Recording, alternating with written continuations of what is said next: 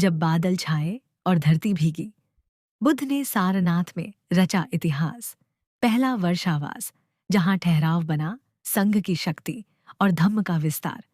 तो चलिए जानते हैं क्यों महत्वपूर्ण है संघ का पहला वर्षावास। बुद्ध की 30 कहानियों की श्रृंखला की 11वीं कहानी। नमस्कार। आज हम बौद्ध धर्म के एक बहुत ही अहम परंपरा वर्षावास पर बात करेंगे। जी। मतलब बरसात के मौसम में भिक्षुओं का एक जगह पर रुकना। हाँ। हमारे पास एक लेख के कुछ अंश हैं, संघ का प्रथम वर्षावास सारनाथ में। तो आज हम इसी की गहराई में उतरेंगे कि ये परंपरा आखिर शुरू कैसे हुई और इसका महत्व क्या था। बिल्कुल, ये समझना काफी जरूरी है। तो कहानी शुरू होती है करीब 528 ईसा पूर्व से। हाँ, बुद्ध को ज्ञान प्राप्त होने के ठीक बाद। हाँ, बोध गया के बाद वो सारनाथ पहुंचे, पहले 5 शिष्यों को उपदेश दिया, धर्म चक्र प्रवर्तन जिसे कहते हैं, और संघ की स्थापना हो गई। बिल्कुल। और तभी उत्तर भारत में मानसून आ गया।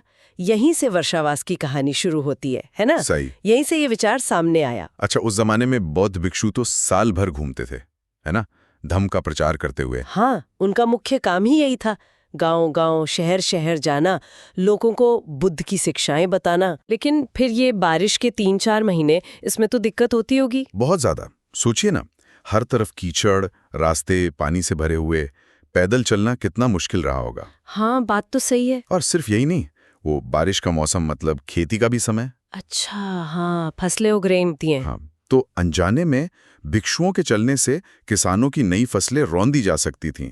ये तो बड़ी समस्या थी। और फिर वो छोटे छोटे जीव जंतु भी तो होते हैं जमीन पर, बारिश में ज्यादा निकलते हैं। हाँ। उनके पैरों तले कुचले जाने का भी डर था, और ये अहिंसा के सिद्धांत की एकदम खिलाफ होता। अच्छा, तो ये तो बहुत ही प्रैक्टिकल, मतलब व्यवहारिक कारण थे। बिल्कुल। क्या उस समय, मतलब क्या और भी कोई समुदाय ऐसा करता था बारिश में रुकने का? हाँ, ये दिलचस्प बात है।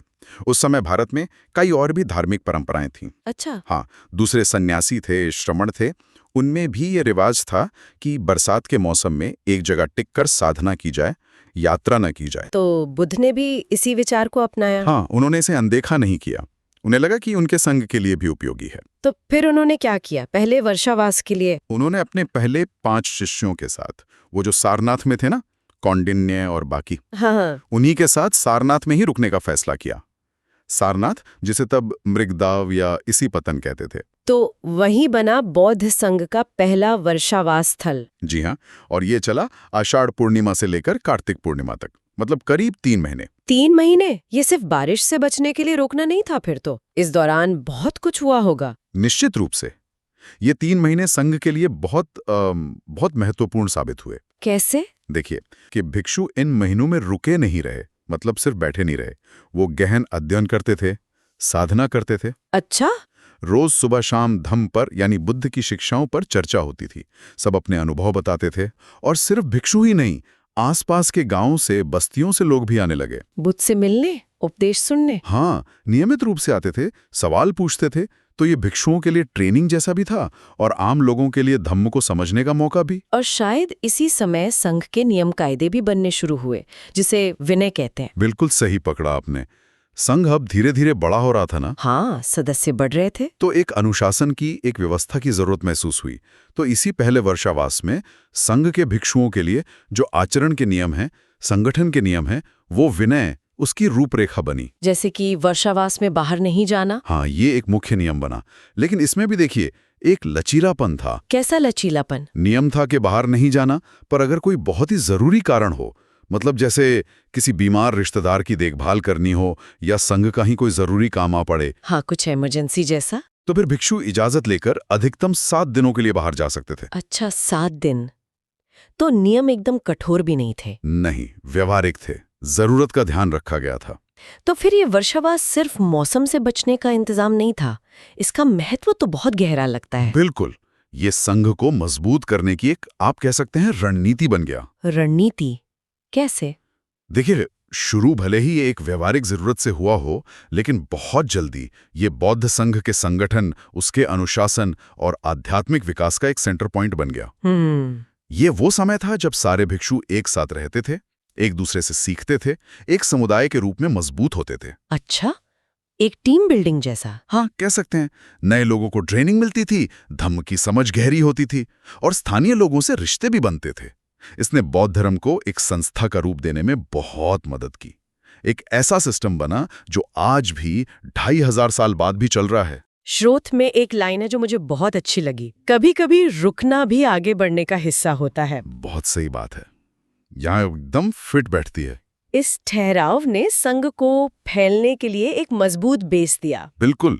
देखिए, अनुशासन और सामुदायिक जीवन ये किसी भी संगठन की असली ताकत होते हैं। वर्षावास ने इसी सिद्धांत को मजबूती दी। मतलब रुककर सोचना, ज्ञान बढ़ाना, ग्रुप को मजबूत करना। हाँ, ताकि भविष्य में धम्म का और ज्यादा फैलाव हो सके। ये सब उसी की तैयारी थी। तो हम कह सकते हैं कि सारनाथ का वो पहला वर्षावास सिर्फ एक घटना नहीं थी, वो बौद्ध संघ के कैरेक्टर को, उसके स्ट्रक्चर को बनाने वाला एक टर्निंग पॉइंट था। बिल्कुल, एक निर्णायक मोड़। इसने ये दिखाया कि लगातार चलते रहने के साथ साथ कभी-कभी रुकना, अंदर से मजबूत होना भी उतना ही जरूरी है। सही बात। स्रोत भी इसी बात पर जोर देता है। अनुशासन और सामुदायिक जीवन ही संगठन की शक्ति हैं। अब यहाँ एक बात सोचने वाली है। क्या कि ये जो वर्षावास का मूल सिद्धांत है कि स्ट्रैटेजिकली रुकना, आत्ममंथन करना, खुद को या ग्रुप को अंदर से मजबूत करना ताकि आगे और बेहतर तरीके से बढ़ा जा सके। हाँ। इस सिद्धांत को आज हम धर्म के दायरे से बाहर कैसे देख सकते हैं? अच्छा सवाल है। क्या ये सिद्धांत आज किसी टीम के लिए, किसी कंपनी के लिए या हमारे अपने व्यक्तिगत जीवन में भी उतना ही काम का नहीं हो सकता? लक्ष्य पाने के लिए ये सोचने वाली बात है। सारनाथ का पहला वर्षावास सिर्फ ठहरने का समय नहीं था। ये वह क्षण था जिसने संघ को संगठित किया और धम्म को नई दिशा दी। अब आप बताइए, अगर आपको भी 3 महीने का ठहराव लेकर जीवन को नए तरीके से गढ़ना पड़े, तो आप उसे किस तरह बिताएंगे?